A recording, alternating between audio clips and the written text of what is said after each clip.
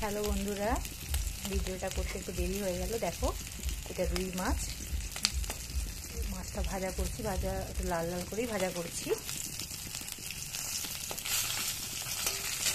একটু মাছের ঝাল করব।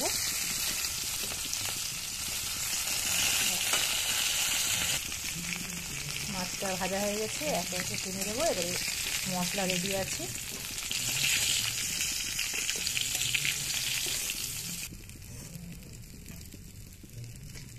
এই তেলটার মধ্যে একে একে যা দেওয়ার ফোড়ন মশলা দেবো। দেখো এই তেলটার মধ্যে একটু কালো জিরে দিলাম, ফোড়ন, দুটো কাঁচা লঙ্কা একটু চিড়ে দিয়েছি। মশলাটা বেটে রেখেছি, তোমাদের দেখানো হয়নি। শিলনোড়াতেই বেটেছি। একটু সর্ষে, একটু পোস্ত, পেঁয়াজ সব রকমই দিয়েছি। লঙ্কাটা ভাজা হয়ে গেছে, তেলটা দিলাম। এরকম মশলাটা একেবারে কষাবো।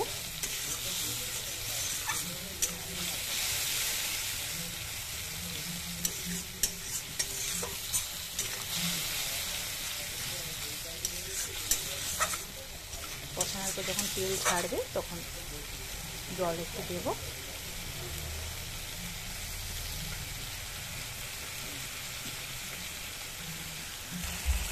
দেখো বন্ধুরা, মশলাটা এখন কষানো হয়ে গেছে, অনেক তেল ছেড়ে গেছে, দেখতেই পাচ্ছ। আর ভাজবো না। এবারে আমি জল দিয়ে দেবো। দেখতেই পাচ্ছ, জলটা দিলাম।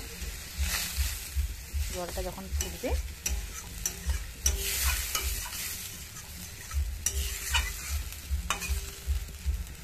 তখন আমি মাছটা দিয়ে দেবো। দেখো একটু ফুটুক, লবণ দিয়ে দিচ্ছি পরিমাণ মতো।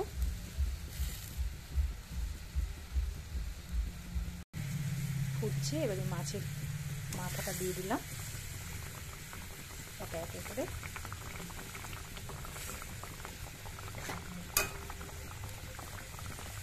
পজিশন করে দিচ্ছি।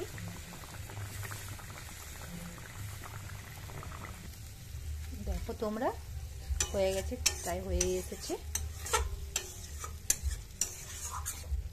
উপরে তেলটা ভেসেছে, লালচে ভাবও চলে এসছে। রান্নাটা আমার কমপ্লিট। এবারে আমি নামাবো। দেখো বন্ধুরা, রান্নাটা কমপ্লিট, নামিয়ে নিয়েছি। দেখে বুঝতেই পারছো, দেখতে ভালোই হয়েছে, নিশ্চয়ই খেতেও ভালো লাগবে।